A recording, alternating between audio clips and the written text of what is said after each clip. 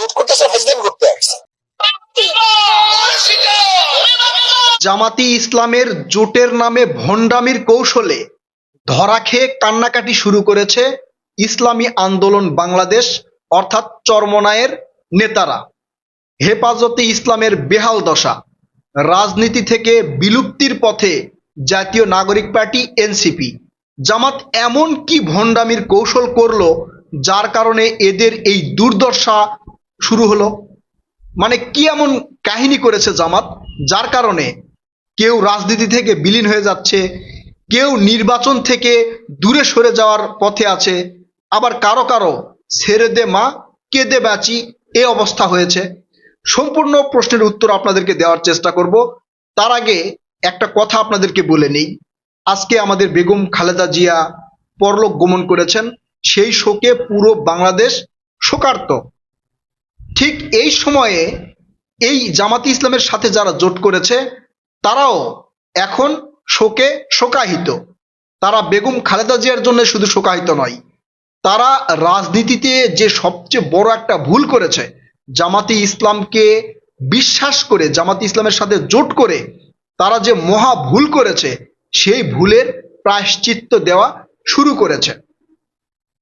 জামাতি ইসলামকে বন্ধু হিসেবে প্রথমে গ্রহণ করেছিল আওয়ামী লীগ। আওয়ামী লীগ যখন জামাতি ইসলামের এই সুই হয়ে ঢুকে ফাল হয়ে বের হওয়ার কৌশল বুঝতে পেরেছে, তখন আওয়ামী লীগ কিন্তু জামাতি ইসলামকে তাদের যেই জোট সেই জোট থেকে বের করে দিয়েছে। তারপরে একই ভুল করেছিল আমাদের দেশনেত্রী বেগম খালেদা জিয়া, জামাতকে বিশ্বাস করে জোটে নিয়েছিল, তাদের আন্দোলনের শরিক হিসাবে কাছে নিয়েছিল।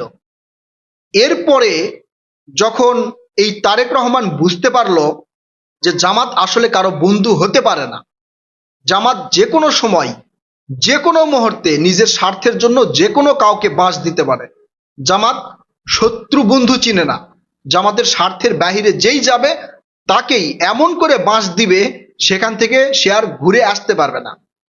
এই জন্য 5 আগস্ট ঘটার পরেও তারেক রহমান জামাতের সাথে জোট করেনি। এখন এই নির্বাচনে জামাতের সাথে যারা জোট করেছে, মোটামুটি 10 দল জোট করেছে। আপনারা জানেন জামাতে ইসলামের সাথে বীর মুক্তিযোদ্ধা কর্নেল অলি আহমেদ তিনিও যুক্ত হয়েছেন, জাতীয় নাগরিক পার্টি এনসিপি তিনিও যুক্ত হয়েছেন। যদিও তারা বলছে এটা জোট নয়, এটা নির্বাচনী সমঝোতা। আসলে নির্বাচনী সমঝোতা কি, জামাতের সাথে তাদের কি কথা হয়েছিল? জামাতের সাথে যে কথাগুলো হয়েছিল সেটা যদি বুঝতে হয় তাহলে পীর সাহেব চরমনাই মুফতি ফয়জুল করিমের কথা আপনাদেরকে শুনতে হবে। ফয়জুল করিম তিনি বলছেন যে এই নির্বাচনী সমঝোতা চরমনাই আগে করেছে, জামাতের সাথে আরো 8 দল তারাই করেছে। তারা চেয়েছিল যে এইবার যে নির্বাচনটা হবে এই নির্বাচনে ইসলামিক দলগুলোর একটা বাক্স হবে, অর্থাৎ একটা প্রতীক হবে, ইসলামিক দলের যেই মানে দিক নির্দেশনা সেটা একটাই হবে। এই আশা নিয়ে জামাতের সাথে তারা নির্বাচনী সমঝোতা করেছে। এই সমঝোতায় তাদের কথা ছিল যে যেখানে যেই প্রার্থী বা যেই দলেরই প্রার্থী একটু আলোচিত বা জনপ্রিয়, সেখানে ওই প্রার্থীকে এই জোটবদ্ধ যে সকল দল আছে সবাই সাপোর্ট করবে। ধরেন কোনো এক আসনে জামাতের এক প্রার্থী জনপ্রিয় আলোচিত, তাকে চরমনাই হেফাজত এনসিপি সবাই মিলে সহযোগিতা করবে। আবার অন্য জায়গায় ধরেন চরমনায়ের কোনো প্রার্থী আলোচিত বা জনপ্রিয়, সবাই মিলে চরমনায়ের সেই প্রার্থীকে সহযোগিতা করবে। এটাই ছিল তাদের জোটের প্রথম শর্ত। এই শর্ত প্রথমেই ভঙ্গ করেছে জামাত। জামাত সারা বাংলাদেশে আসন ভাগ করে দেওয়ার যে কথা বলেছিল, যেমন এনসিপি কে দিবে হচ্ছে 30টা, 50টা দিবে চরমনাইকে, হেফাজতকে দিবে 35টা, এরকম যে আসনগুলো ভাগ করেছিল সেই আসনগুলোতে জামাতের প্রার্থীরাও মনোনয়ন জমা দিয়েছে। এখন যেই শর্তটা ছিল যে ওখানে জনপ্রিয় ব্যক্তিকে তারা সাপোর্ট করবে, সেখানে কেন জামাতের প্রার্থীরা মনোনয়ন জমা দিলেন? এমনকি চরমনায়ের যে আমির অর্থাৎ বাংলাদেশে এই যে ইসলামী আন্দোলন বাংলাদেশের যে প্রধান নেতা রেজাউল করিম, তার আসনেও জামাতি ইসলামের প্রার্থী মনোনয়ন জমা দিয়েছে। চিন্তা করা যায় জামাত কতটা ভণ্ডামির পথ বেছে নিয়েছে। শুধু এনসিপির নাহিদ ইসলাম, সার্জিস আলম এবং হাসনাত আবদুল্লাহর 3টা আসন ছাড়া সবগুলো আসনেই জামাতের ক্যান্ডিডেটরা তাদের মনোনয়ন জমা দিয়েছে। এখন এখানে কি আপনারা বলবেন যে জামাতের যেই শীর্ষস্থানীয় কমান্ড, সেই কমান্ড তারা মানেনি? এটা আমি বিশ্বাস করি না। কারণ জামাতের যে গঠনতন্ত্র, জামাত যদি কোনো প্রার্থীকে বলে যেখানে নির্বাচন করা যাবে না, সে সেখানে করবে না। জামাত যদি বলে এই মুহূর্তে দল থেকে তোমাকে মানে বহিষ্কার করা হলো, কোনো কথা বলা যাবে না, করবে না। কারণ জামাতের এইরকম সুশৃঙ্খল একটা কমান্ড রয়েছে, তারা চেইন অফ কমান্ড মেনে চলে। সেই ক্ষেত্রে জামাতের এই মানে শীর্ষ পর্যায়ের বা যেই প্রধান জামাতে আমিরের নির্দেশ ছাড়াই কি এগুলো হয়েছে বা এগুলো নমিনেশন জমা দিয়েছে? আপনারা বিশ্বাস করেন? আমি বিশ্বাস করি না। এটা হচ্ছে জামাতের একটা কৌশল। যেই আসনগুলো ছেড়ে দিয়েছে সে আসনেই তারাও তাদের ক্যান্ডিডেট দিয়েছে, যাতে এটা বোঝানো যায় আর কি, তাদেরকে বোঝানো যায় যে সে আমার কমেন্ট মানতেছে না বা হচ্ছে সেই দলের নির্দেশনা মানতেছে না, তাকে বহিষ্কার করা হবে। বহিষ্কার করা হবে কিন্তু করে নাই। এইভাবে যে ভণ্ডামি জামাত শুরু করেছে, সেই ভণ্ডামির কারণে চরমোনাই এখন বলছে যে আমরা আমরা তাদেরকে জোট থেকে বের করে দিব। কারণ জোটটা আমরাই প্রথমে করার চেষ্টা করেছি। অর্থাৎ যেই 8 দলের প্রথমে জোট ছিল, সেই জোটের প্রধান ছিল হচ্ছে চরমোনাই। এখন চরমোনাই বলছে জামাত যদি তাদের এই অপকৌশল অব্যাহত রাখে বা অপকৌশল বাদ না দেয়, তাহলে আমরা এই জোট থেকে জামাতকেই বের করে দিব।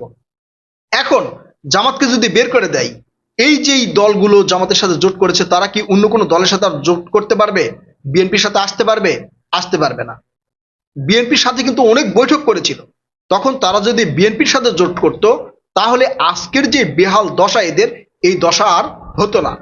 এনসিপি কে 30টা আসন দেওয়ার কথা বললেও এরা কিন্তু 30টা আসন দিবে না। হয়তো এনসিপির শীর্ষ যে 3জন নেতা আছে, এরা ছাড়া বাকিগুলোতে দেখবেন ঠিক জামাতের প্রার্থী কৌশলে নির্বাচন করে সেখান থেকে উঠে আসবে।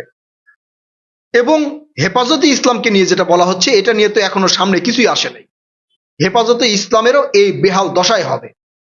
এইদিকে আবার এই যে কর্নেল অলি আহমেদ বীর মুক্তিযোদ্ধা, তাকে যে আসনটা ছেড়ে দেওয়া হয়েছে, সে আসনে জামাতের প্রার্থী দেওয়া হয়নি বলে জানা যাচ্ছে, কিন্তু স্বতন্ত্র হিসেবে অনেকেই সেখানে মনোনয়ন জমা দিয়েছে। এখন জামাতকে বিশ্বাস করে এরা কি ভুল করলো? এক কথায় যদি বলা হয়, 100% ভুল করেছে। 100% ভুল করেছে। জামাত যদি কোনোভাবে ক্ষমতায় যায়, তাহলে দেখবেন সবগুলোরে, এই যতগুলো জোটের কথা বলছেন, এই সবগুলোরে দেখবেন একবারে টিস্যুর মতো ছুঁড়ে ফেলে দিয়েছে। কারণ জামাতের কৌশল ভিন্ন, জামাতের গঠনতন্ত্র ভিন্ন। জামাত নিজের স্বার্থের জন্য এমন কোনো কাজ নেই যেটা করতে পারে না। এর পূর্বেও কিন্তু আপনারা তার প্রমাণ পেয়েছেন। একবার আওয়ামী লীগের সাথে, একবার বিএনপির সাথে, মানে যখন যেখানে সুযোগ পেয়েছে জামাত কিন্তু ঢুকে গিয়েছে। এমনকি জামাতের নেতাকর্মীরাও গোপনে এই আওয়ামী লীগের ছাত্র লীগে কাজ করেছে, ছাত্রলীগের সাথে যুক্ত ছিল। আবার অন্যান্য জায়গায় আওয়ামী লীগের বিভিন্ন অঙ্গ সংগঠনের সাথে জামাতের নেতাকর্মীরা কিন্তু গুপ্ত রাজনীতি করেছে। অর্থাৎ এই আসনগুলো ভাগাভাগি এটা নামে মাত্র।